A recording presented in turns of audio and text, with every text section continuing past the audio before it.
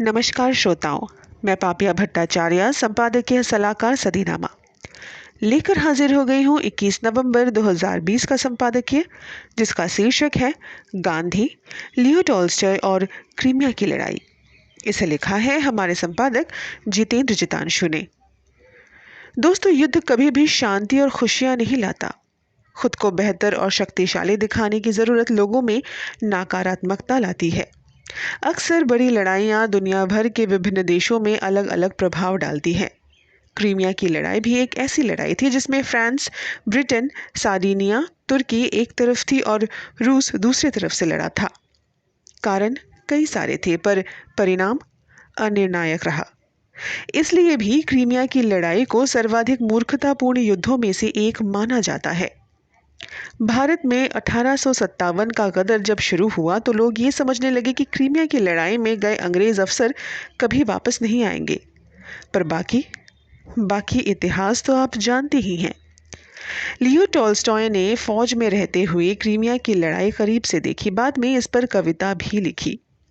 आज का संपादकीय भी है इसी युद्ध को आधार मानते हुए। तो चलिए शुरुआत करते हैं आज के संपादकीय की। कई युद्ध बहुत भयानक होते हैं और बहुत सारी चीजें छोड़ जाते हैं। क्रीमिया की लड़ाई ऐसी ही लड़ाई है जिसके उप उत्पाद के रूप में अनेक नई चीजें उभर कर सामने आती है। इसमें भी पहला लियो टॉल्स्टॉय, दूसरा फ्लोरेंस नाइटिंगेल और लॉर्ड एल्फ्रेड टेनिसन की कविता charge of the light brigade. इसमें गांधी कहाँ से आते हैं? गांधी का जिक्र आता है क्रीमिया युद्ध पर लिखे उपन्यास वॉर एंड पीस को मानने से। लियो टॉल्स्टॉय रूसी फौज में सिपाही थे। उन्होंने बाद में फौज छोड़ दी और साहित्य की सेवा करने लगे। कुछ सालों के बाद उनके विचारों से दुनिया के हजारों लोग प्रभावित हुए, जिनमें गांधी भी एक थे। गांधी ने अपने राजनीतिक संघर्ष की शुरुआत अफ्रीका में की और अपने आश्रम का नाम टॉल्स्टॉय आश्रम रखा।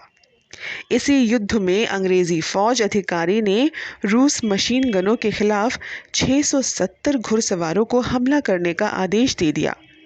इन घुड़सवारों ने बिना जान की परवाह किए हमला बोला।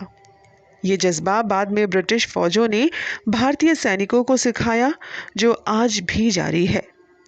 लेकिन इस तरह के हमले भारतीय घुड़सवारों ने जब प्रथम विश्व युद्ध में फ्रांस के मोर्चे पर जर्मनी पर किए तो कोई कविता नहीं बन पाई और न कोई स्कूलों में पढ़ाया जाने वाला पाठ्यक्रम बन पाया। क्रीमिया की लड़ाई में एक तरफ रूस और दूसरी तरफ ब्रिटेन, फ्रांस, तुर्की और सार्डिनिया थे। इस लड़ाई की सबसे बड़ी खासियत थी वाटरलू की लड़ाई के बाद फ्रांस और ब्रिटेन एक साथ मिलकर लड़ना। 25 अक्टूबर 1854 में जब रूसी फौज ने ब्रिटेन के फौजी अड्डे बाल्कालावा पर कब्जा किया तो उनकी तोपों पर कब्जा कर लिया। इन्हीं तोपों को वापस लेने के लिए और रूसियों को तब तक रोकने के लिए जब तक लड़ाकू फौजें मोर्चे पर नहीं आ जाती, घुड़सवार फौज को 45 मिनट तक मोर्चा रोकने का आदेश दिया गया। इसी में ये दुर्घटना घटी। लियो टॉल्स्टॉय का जन्म 9 दिसंबर 1828 को हुआ था। उनकी युद्ध और शांति के अलावा एना कैरेनिना जैसी औपन्यासिक रचनाएं हैं। दर्जनों कालजयी कहानियां हैं।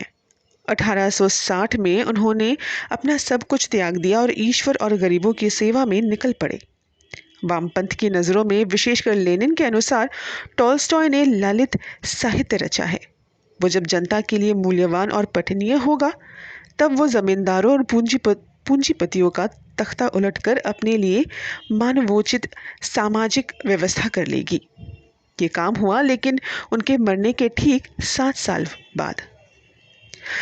टॉल्स्टॉय की धार्मिक भावना व्यापक और उदार थी। जिस ईसाईवादी को बढ़ाने के लिए क्रीमिया की लड़ाई हुई, उस ईसाई धर्म के प्रति उनके मन में स्पष्ट विरोधी भावना थी। वे मनुष्य के संपर्क में आने वाली प्रत्येक वस्तु को उपयोगिता के मापदंड से मापना उचित समझते थे। हर घटना और रचना दूर दूर तक प्रभाव डालते हैं। हमें समय सिर्फ उनको पहचानने में लगता है। आमीन। तो ये था दोस्तों आज का संपादकीय, जिसका शीर्षक था गांधी, लियो टॉल्स्टॉय और क्रीमिया की लड़ाई। इसे लिखा था संपादक जितेंद्र जितांशु ने। कल एक और विषय के साथ हम वापस लौटेंगे। तब तक के लिए मैं पापिया भट्टाचार्य लेती हूँ आप सभी से विदा। नमस्कार।